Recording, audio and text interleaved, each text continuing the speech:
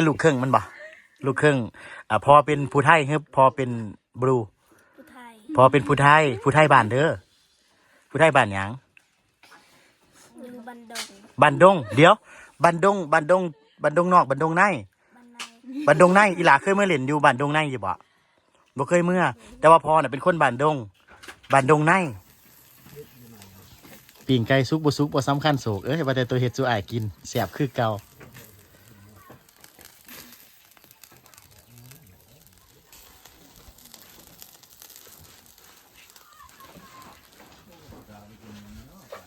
นั่นทุกคนแล้วเห็นบ่กับเขาเพิ่นแล้วเลยเนาะอ้ายขึ้นกินได้เลยเนาะโอเคมือนี่กะถือโอกาสเดินทางเขาชนบทอีกคือเก่าทุกคนเลยไปหาน้องยิ้มหวานก่อน FC เพิ่นฝากเงินมาให้เพิ่นเนาะนี่คือเส้นทางเขาสู่ชนบททุกคนเลยบรรยากาศก็คือเห็นนี่แหละตอนนี้ก็รู้สึกว่าต้นไม้ก็สิเริ่มแห้งเริ่มเหี่ยวเริ่มความเขียวสิหายไปเพราะว่าอากาศมันแห้งแล้วก็น้ำเนาะสำคัญที่น้ำเนาะอากาศมันแห้งแล้วก็น้ำมันก็แห้งเร็วเนาะทุกคนเนาะใบไม้ก็เลยกลายเป็นนั่นก็กลายเป็นซีดเซี่ยวแล้วก็ความเขียวหายไปเร็วครับแต่ก่อนนี่ครับเขามาจะเขียวงามเลยทุกคนเนี่ยไปทางไหนก็เขียวงามแต่ช่วงนี้ก็บ่เขียวแน่แหละเพราะว่ามันแห้งมันหนาวอากาศมันเย็นเนาะน้ำมันระเหยเร็วเนาะทุกคนเนาะแห้งกันระเหยเร็วห่อนกันระเหยเร็วเดินน้ำสำคัญครับทุกคนค่อยไปค่อยมาคือเก่าครับถนนหนทางกับพอไปพอมาได้อยู่หมู่บ้านแถวนี้เขามักทุกคนเขามายังไงเขามักถ่ายทอดแถวนี้เนาะเพราะว่ามันอยู่ห่างไกลความเจริญบ่ทอได้แต่หักมันขาดซิกนะทุกคนน้ำกันร้ายครับน้ำมันบ่น้ำมาแรงผู้สาวผู้บ่าวมาอาบน้ำซักผ้าอยู่นี่เต็มเลยนะน้ำแบบยางเต็มทีเลยน้ำงามทุกคนมาเห็นบ่สุดยอดครับ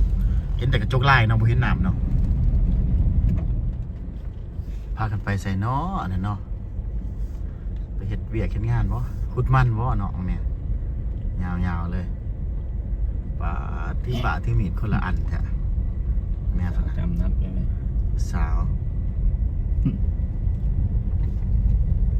บรรยากาศในชนบทก็สิประมาณนี้แหละทุกคนเลย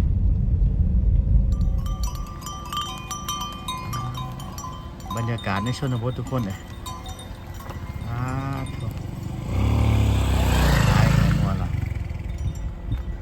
อันนี้คือบ้านตะนางทุกคนเลยเป็นหมู่บ้านที่สวยงามคือเก่าครับวิวก็ดีอากาศก็ดีแม่หมู่บ้านนี่แหละชาวบ้านพากันอาบน้ำช่วงเชียงแล้วก็เขาเอิ้นนั่นเกาะช่วงนี้เพิ่นสิขายแคมในช่วงขายแคม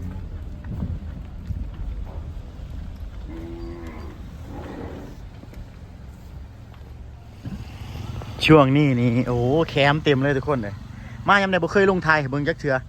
เห็นบ่เห็นบ่น่ะทุกคนเห็นบ่ควายนะนอนอุกลูกอีลีกบ่ท่านได้ปล่อยอยู่โอ้ยบรรยากาศครับนี่นะเป็นหมู่บ้านที่น้ำไหลกลางผ่านกลางหมู่บ้านเห็นบ่คักแท้ผู้สาวอาบน้ำ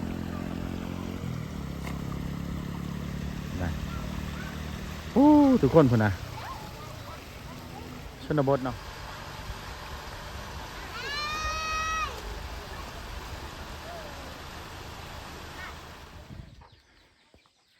สบายดีคนสวยสบายดีกับนมมือคือเกาแต่ตีสบายดี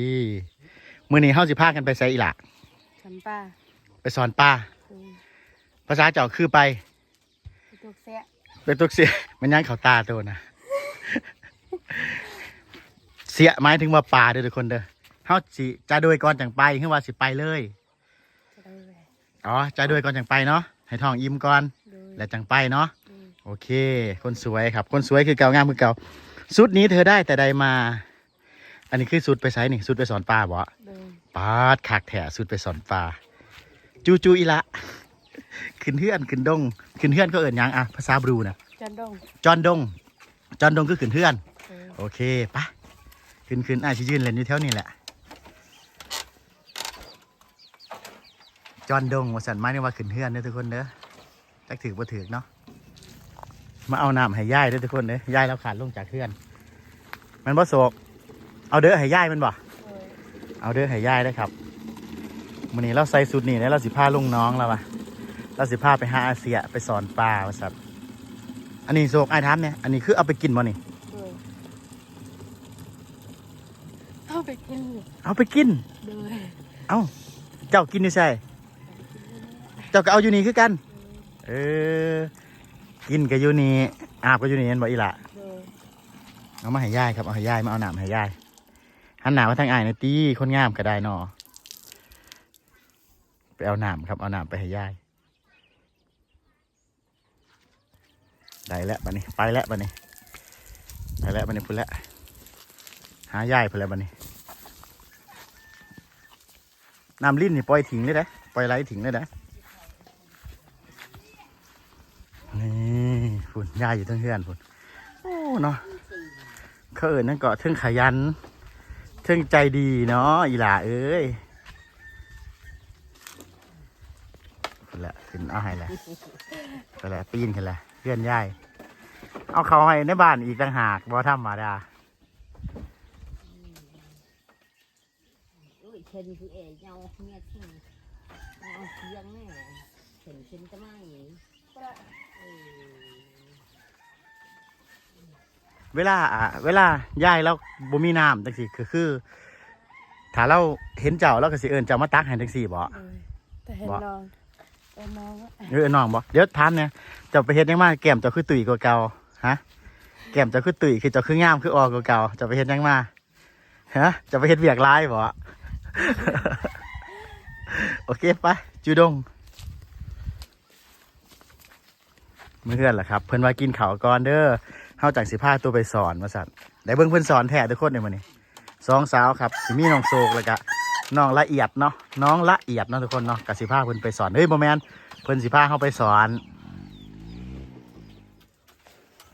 เฮามานั่งเบิ่งแม่หุงข้าวทุกคนเอ้ยหุงแบบโบราณนะแล้วสิต้มข้าวซะก่อนนะทุกคนเอ้ยต้มข้าวซะก่อนแล้วก็เราก็สิ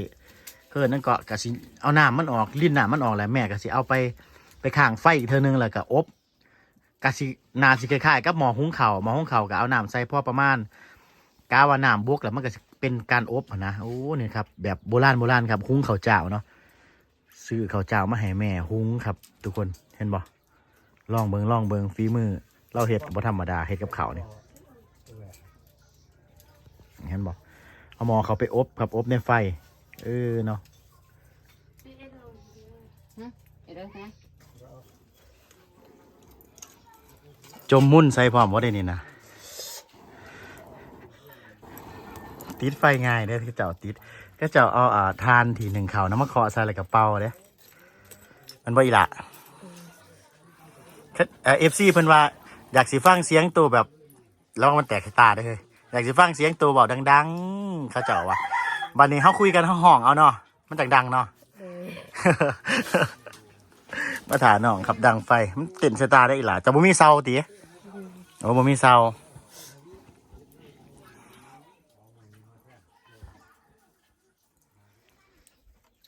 หลังจากเราเป่าไฟจนปากเราบานแล้วเราเมื่อยแล้วก็ไปเอาผ้าปิดหมอมาวี่แทนบัดนี้เป่าจนปากบานยังบ่ทันติดอยู่สั่นสิบ่ได้จ้าแล้วดิมาสั่นผ้าปิดหมอมาวี่ทุกคนเลยได้กินแทนเนาะบัดนี้เนาะ โดย ได้กินแท้ครับพอเราก็นั่งเป็นกำลังใจให้ทั้งขางลูกสาวกับเป่าจนปากจนแก้มปุ้งเป่าแก้มปุ้งแล้วก็พอเราเห็นลูกสาวเราเมื่อยก็เลยเอาผ้าวีหมอมาให้วีแทนเศร้าบ่มีเนาะพ่อเนาะเศร้าแบบหมุนเป่าน่ะบ่มีเนาะมาเทอหนาสิซื้อเศร้ามาให้เอาอยู่บ่เอาวะ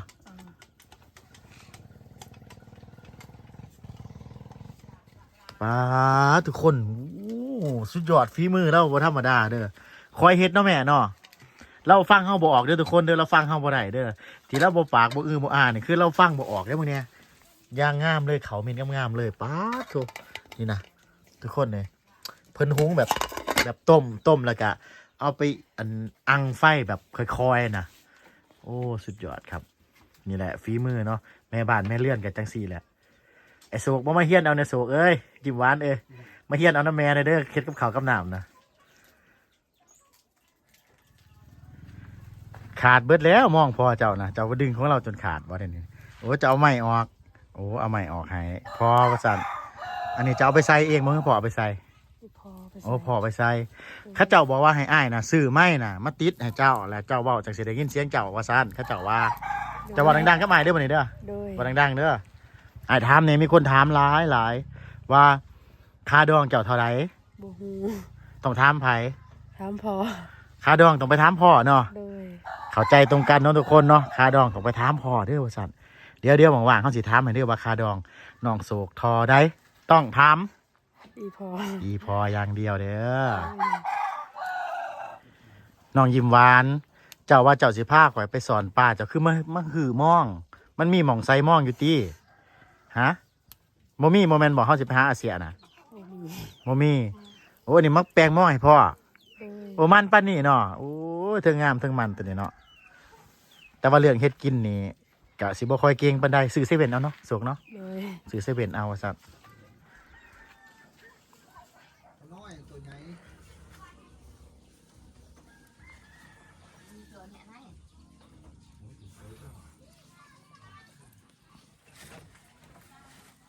บ่เหลือแต่แท้มองพอนั่นเนาะบ่ขาดมื้อนี้จักสิขาดมื้อได้แหละเบิ่งแล้วบ่ได้แม่นเอาหญ้าออกได้นี่สิดึงมองให้มองเราขาดให้เราซื้อใหม่ได้เบิ่งทรง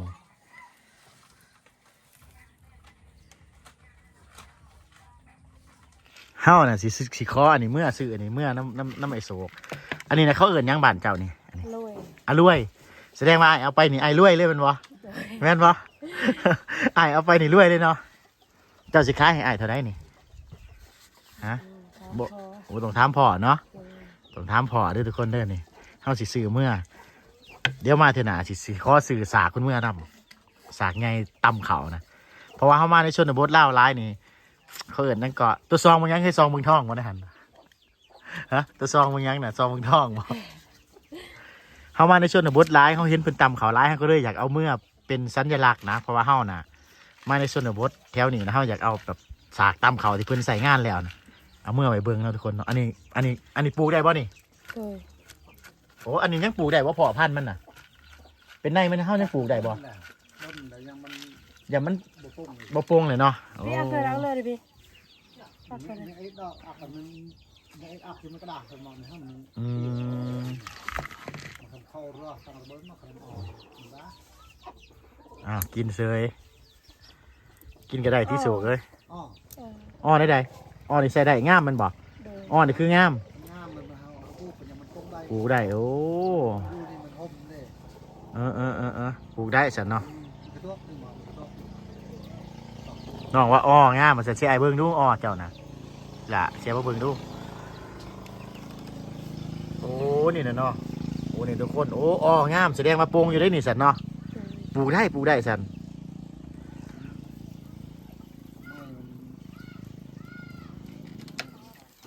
โอ้ มื้อนี้นะสิกินข้าวฝีมือเพิ่นได้มื้อนี้นะนี่ทุกคนเพิ่นว่าเพิ่นสิปิ้งไก่สู่กินว่าซั่นภาษาเจ้าก็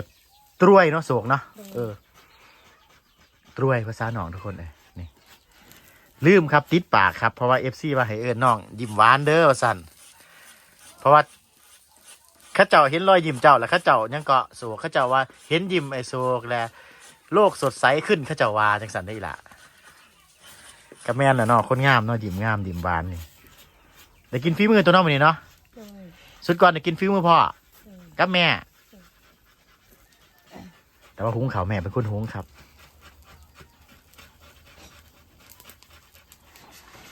โอ้พ่อประยุกต์ใส่ในการได้พ่อแล้วพ่อเอาสวิงมาถูให้มันเงาโอ้ประยุกต์ใส่ได้ทุกคนเลยบ่จำเป็นต้องมีหยังก็บ่จำเป็นต้องมีแนวคัดเนาะสวิงมันก็เป็นตานางเป็นหูอยู่แล้วเนาะ พอเราคัดมากำเต่าครับทุกคนโอ้เหลื่อมงามทั้งนี้ก็ย่างไก่ครับย่างตรวยครับทุกคนมื้อนี้มัดจุกเลยครับมื้อนี้มัดจุกงามเลยมื้อนี้งามแท้งามว่า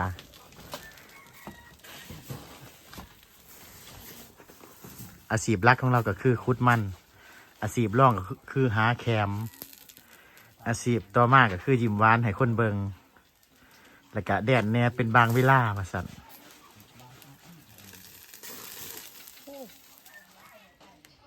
ไอโซครับไปส่วนละเอียดมากินข่าวไปเอื่นกันมากินข่าวผมอยู่เทิงเพื่อนผม ไปเอินกันมาจาโดยก่อนสีไปสอนทุกคนเลยเพื่อนว่าอยากพาเฮาไปเบิ่งวิถีชีวิตครับเบิ่งวิถีชีวิตเพื่อนจักมือหนึ่งเพื่อนว่าอัพไปสนอกไปเบิ่งเพื่อนสอนปูสอนปลาเนาะ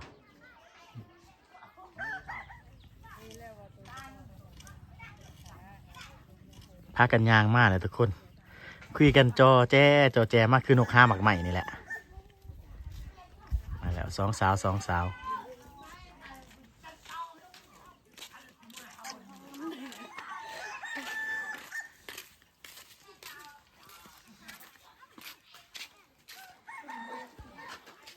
มาแล้วครับมาขึ้นมาอีหลาคำแพงมาจ่าโดยเงยเด้อกินข้าวกินน้ำคนสวยครับคนสวยคนงามเอายับเข้ามาใกล้ๆตีพระเข่ามายับเข้ามาตัวสียืดกินคือไผ่ไหมเนี่ยบ่เคยละเอียดมาจานน้ำกันมาเอิญผู้บ่าวกินเขาเป็นภาษาบรูมึงดูเอาล่องมึงดูตัวเปิดงานมึงดูเอาดู1 2 3 เงียบกิ๊บเอามาฟังนี่สะเอา1 2 3จะโดยคำเดียวนะคำเดียวนั้นต้องเอิญผู้บ่าวมากินเขาเป็นภาษาบรูจริงๆจังๆกินกับยังอ่ะนะจะได้กับรวย โดยกับตรวยกินข้าวกับไก่ด้วยว่าสั่งมันเคินกินข้าวทุกคนมันสีสวยสีสาเวลาเนาะไอ้หลาลงมือเลยนี่ผู้สาวบ้านนี่นะมานั่งเฝ้าเขากินข้าวด้วยทุกคนได้นี่นะเขากินอยู่นี่นะเบิร์ด2 ถ้วยละตั้งใจมาเฝ้าเขากินข้าวแท้ๆนี่บ่อีหล่ะมาเฝ้ากินข้าวมาถ่ายเก็บผ้าข้าววะอันนี้ก็มาเฝ้าได้ทุกคนเลยมาให้กำลังใจว่าสั่นให้อ้ายกินแบบนั่งอะไรกับน้องกับเบิ้งน้ำว่าตัวกินเผาอิ่มแน่ตัวกินเผาอิ่มแน่ประมาณนี้แหละ2 สาวมาเฝ้าเขากินข้าวโอ้ยขักแท้ดิยังวะละเอียดเบิ้งกล่องไอ้เนี่ยไอ้ที่ถามเจ้าเนี่ยเจ้ากินข้าวหรือบ่เดี๋ยวนี้นะเจ้าจ้าโดยหรือยังโอ้แต่กินแล้วภาษาเจ้าเอื่นว่าไงการยังก่อนจะเจอแต่ว่าโมเมนตีแม่นบ่เอาแล้วลืมหอดคำเว้าตัวเองว่านี่โพดไปสาวชนบทมาเฝ้าเขากินข้าวถึง2 คนเลยคนนะขักแถมมานั่งยิ้มเปื่อยอยู่ปากกว้างกับว่าได้ยันเพิ่นท่วง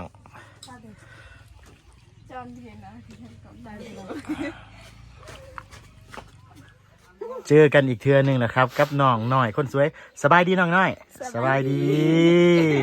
คนสวยครับมาแล้วมื้อนี้เฮาสิไปไสเกาะเฮาสิไปหยังเกาะไปสอนน้ำกันแม่นบ่มื้อนี้สอนภาษาเจ้าเอิ้นหยังสอนภาษาเจ้าฮะเปิดตรวกหมายถึงว่าสอนหยังสอนอาเซียบ่อาเซียคืออากาเสียโอ้เสียนี่คือปลามันบ่ไปน้ำกันแต่ว่ามื้อนี้ไปน้ำกันเนาะไปเป็นนางเอกช่องให้อ้ายอีกคนนึงมันบ่โอเคคนสวยอันนี้จะนั่งเอกด้วยครับด้วยอันนี้ก็ได้แล้วเราหันขางใส่เราสั่งเฮา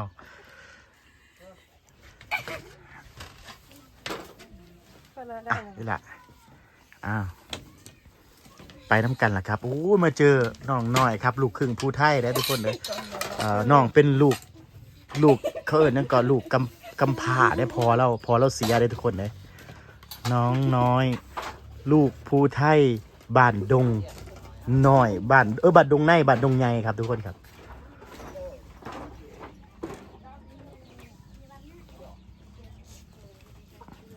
ละเอียดไอ้ถามแถได้ละเอียดคือเล่าน่ะเป็นบ้านดงในบ้านที่มีครัวอูน่ะมันบอกมันบอกอีหล่าเอาอยู่บ่ลูกอมไอ้สิเอาลูกอมให้เจ้าได้ยิ้มมันจักหน่อยนึงหั่นนะเราบ่ค่อยยิ้มนะครับอันนั้นยิ้มดีคักอันนั้นกินข้าวแล้วนะกินข้าวอิ่มแล้วนะจะสิพาเขาไปแซ่บอันนี้สอนป้าสอนอากาเสียสอนแปลนั่นก็เอาไม้ดูสอนปลาเป็นภาษาบรูบอกมึงดูโอ้อบเสียดวกเสียเฮาน่ะสิให้น้องพาไปเบิ่งวิถีชีวิตของเพิ่นนะครับเด้อสิมีไผแหน่อีหล่ารายงานตัวมีน้องยิ้มหวานมีละเอียดแล้วก็มีไผอีกคนหนึ่งก็น้องน้อยที่เป็นลูกครึ่งผู้ไทยบรูเนาะมันบ่อีหล่ะเฮาสิเจอกัน EP ต่อไปเด้อทุกคนเด้อ EP นี้เฮาก็สิกล่าวคำว่าสบายดีนบมือสวยๆมึงดูสบายดีพร้อมกันสบายดีแล้วก็บ๊ายบายทั้ง2 สาวเจอกัน EP หน้าเนาะอีหล่ะเนาะ